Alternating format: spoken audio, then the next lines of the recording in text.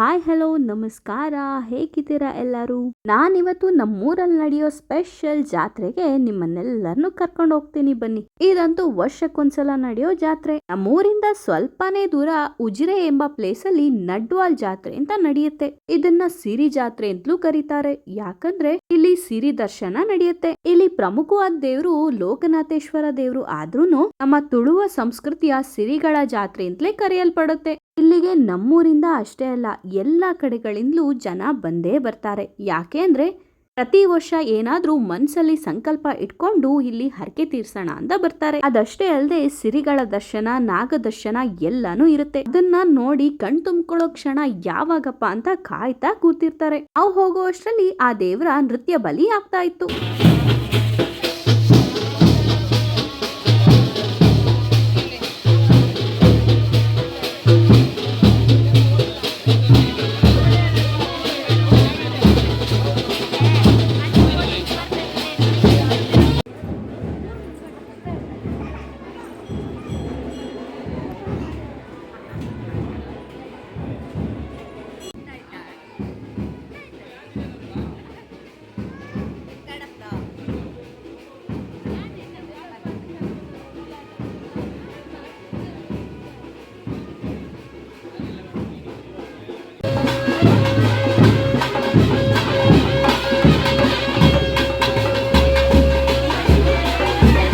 ದಿನಾಲು ಶ್ರೀ ಲೋಕನಾಥೇಶ್ವರ ಸ್ವಾಮಿಯ ನೃತ್ಯ ಬಲಿ ಸೇವೆ ಇರುತ್ತೆ.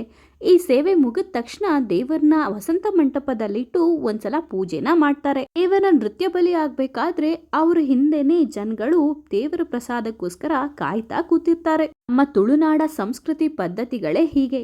ಎಷ್ಟು ಚಂದ ಅಲ್ವಾ? ಅದನ್ನ ನಿಜವಾಗ್ಲೂ ಆನಂದಿಸೋರ್ಗೆ ಗೊತ್ತು. ಇನ್ನ ಅದಷ್ಟೇ ಅಲ್ಲದೆ ರುಚಿ ರುಚಿಯಾದ ಅನ್ನ ಸಂತರ್ಪಣೆನೂ ಇತ್ತು. ದೇವರ ನೃತ್ಯ ಬಲಿ ಆದ್ಮೇಲೆ ಅಬ್ಬಗದಾರಗ ಚೆನ್ನೆಮಣೆ ಆಟನೂ ನಡೀತಾ ಇತ್ತು.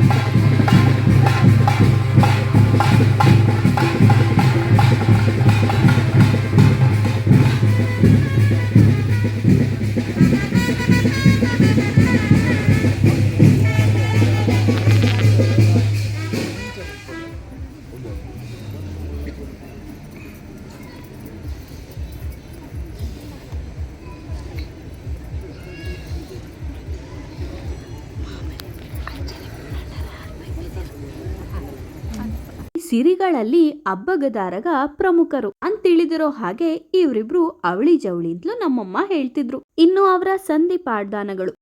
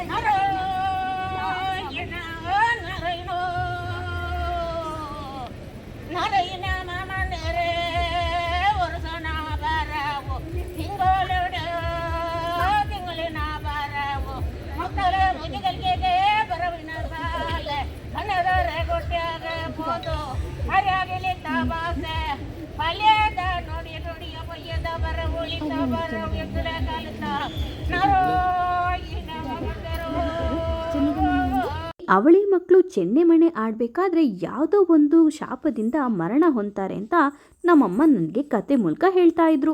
ಇದಷ್ಟೇ ಅಲ್ಲ, ಹರಕೆ ಕಟ್ಟಿ ತುಲಾಭಾರ ಮಾಡಿಸ್ತೀನಿ ಅಂದವರು ಈ ಜಾತ್ರೆ ಸಂದರ್ಭದಲ್ಲೇ ತುಲಾಭಾರನ ಮಾಡಿಸ್ತಾರೆ.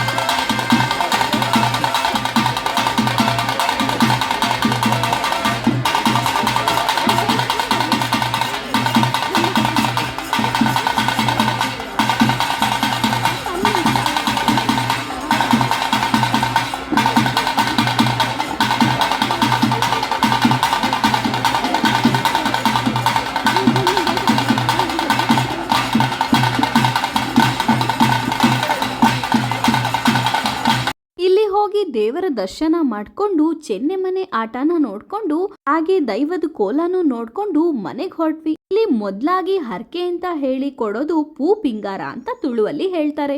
ಹಾಗಂದ್ರೆ ಪಿಂಗಾರೆ ಮತ್ತು ಮಂಗಳೂರು ಮಲ್ಲಿಗೆ. ಇನ್ನು ಜಾತ್ರೆ ಅಂದ್ರೆ ಕೇಳ್ಬೇಕಾ, ಚಿಕ್ಕ ಪುಟ್ಟ ವಸ್ತುಗಳನ್ನ ತಗೊಳ್ಳೋದು ಅಂದ್ರೇನೆ ನಮಗೊಂಥರ ಖುಷಿ. ಆತಿ ಮುಟ್ಟೊಚ್ಚಿ ಹಲೋ ನಂಚಿ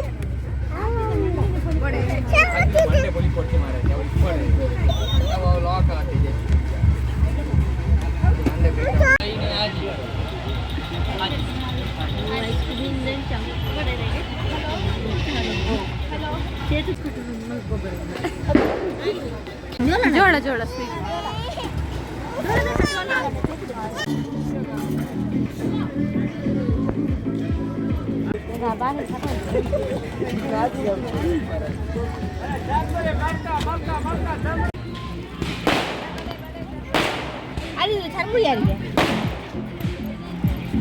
ಜಾತ್ರೆ ಮುಗಿಸ್ಕೊಂಡು ಮನೆಗೆ ಬಂದು ನಮ್ಮ ವಿಕ್ಕಣ್ಣನ ಬರ್ತ್ಡೇ ಆಗಿತ್ತು. ಹಾಗಾಗಿ ಸಿಂಪಲ್ ಆಗಿ ಹಾಗೆ ಒಂದು ಕೇಕ್ ಕಟ್ಟಿಂಗ್ ಸೆಲೆಬ್ರೇಷನ್ ಆಯ್ತು. ಚಿಕ್ಕ ಮಕ್ಕಳಾದ್ರೆ ಏನೋ ಒಂಥರ ಗ್ರ್ಯಾಂಡ್ ಆಗಿ ಬರ್ತ್ಡೇನ ಸೆಲೆಬ್ರೇಷನ್ ಮಾಡಿಸ್ಕೊಳ್ಳೋ ಮನ್ಸಿರುತ್ತೆ. ಆದ್ರೆ ದೊಡ್ಡವರಾದ್ಮೇಲೆ ಹಾಗೆ ಸಿಂಪಲ್ ಆಗಿ ನಮ್ಮ ಮನ್ಸಿನ ಖುಷಿಗೆ ನಾವು ಬರ್ತ್ಡೇ ಸೆಲೆಬ್ರೇಷನ್ ಮಾಡ್ಕೋತೀವಿ. ನಮಗಂತೂ ಈ ಚಿಕ್ಕ ಪುಟ್ಟ ಸಂತೋಷಗಳಲ್ಲೇ ಏನೋ ಒಂಥರ ನೆಮ್ಮದಿ. ಗಂಡನ ಮನೆ ಎಷ್ಟೇ ದೊಡ್ಡದಾಗಿರ್ಲಿ ಹೇಗೆ ಇರ್ಲಿ, ಅಲ್ಲಿ ಎಷ್ಟು ಚೆನ್ನಾಗಿ ನೋಡ್ಕೊಂಡ್ರು ಅಮ್ಮನ ಮನೇಲಾಗೋ ಸಂತೋಷನೇ ಬೇರೆ. ಈ ಪ್ರೆಗ್ನೆನ್ಸಿ ಟೈಮಲ್ಲಂತೂ ಏನೋ ಒಂಥರ ಅಮ್ಮನ ಮನೆ ಅಂದ್ರೆ ಸೆಳ್ತ. ನಾನಂತೂ 3 ಜನ ಅಣ್ಣಂದ್ರ ಜೊತೆ ಬೆಳೆದವಳು. ನಾನೊಬ್ಳೆ ಮಗಳಾಗಿರೋದ್ರಿಂದ ನನ್ನನ್ನ ಸ್ವಲ್ಪ ಮುದ್ದಾಗಿನೇ ಸಾಕಿದ್ರು. ಆದ್ರೆ ನನ್ ಕೊನೆ ಅಣ್ಣ ಮತ್ತೆ ನಾನು ಆಡ್ದಿರೋ ಜಗಳನೇ ಇಲ್ಲ. ಆಗ ನಾವೇ ಅಷ್ಟೊಂದೆಲ್ಲ ಜಗಳ ಆಡಿದ್ರು ಮದ್ವೆ ಆದ್ಮೇಲೆ ಆ ರಿಯಲ್ ಫೀಲಿಂಗ್ ಏನು ಅಂತ ತುಂಬಾನೇ ಅರ್ಥ ಆಗಿದೆ. ಆವಾಗೆಲ್ಲ ಜಗಳ ಆಡ್ತಿರ್ಬೇಕಾದ್ರೆ ನಮ್ಮ ಅಣ್ಣ ಯಾವಾಗ್ಲೂ ಹೇಳ್ತಾ ಇದ್ರು, ನಿನಗೊಂದು ಮದ್ವೆ ಆಗ್ಲಿ ಆಗ ಗೊತ್ತಾಗುತ್ತೆ ನಿನಗೆ ಅಂತ. ಆದ್ರೆ ಅದಂತೂ ನಿಜ. ಮದುವೆ ಆದ್ಮೇಲೆ ನಮ್ಮ ಅಣ್ಣಂದ್ರನ್ನಂತೂ ನಾನು ತುಂಬಾನೇ ಮಿಸ್ ಮಾಡ್ಕೊಂಡೆ. ನೆನೆಸ್ಕೊಂಡಾಗೆಲ್ಲ ಅಮ್ಮನ ಮನೆಗೆ ಹೋಗೋಣ ಅಂದ್ರೆ ಅದೂ ಆಗಲ್ಲ. ಯಾಕಂದ್ರೆ ನಾನು ಇಷ್ಟೊಂದು ದೂರ ಮದ್ವೆಗ್ ಬಂದಿದ್ದೀನಿ. ಆದ್ರೂ ತಿಂಗ್ಳಿಗೊಂದ್ಸಲ ಆದ್ರೂ ನನ್ ಗಂಡ ಕರ್ಕೊಂಡು ಹೋಗೇ ಹೋಗ್ತಾರೆ. ಇದಿಷ್ಟು ನನ್ನ ಈ ದಿನದ ಫ್ಯಾಮಿಲಿ ವ್ಲಾಗ್. ಈ ವಿಡಿಯೋ ಯಾರ್ಯಾರಿಗೆ ಇಷ್ಟ ಆಗಿದೆ ದಯವಿಟ್ಟು ಲೈಕ್ ಮಾಡಿ, ಶೇರ್ ಮಾಡಿ ಹಾಗೂ ಸಬ್ಸ್ಕ್ರೈಬ್ ಮಾಡಿ. Thank you.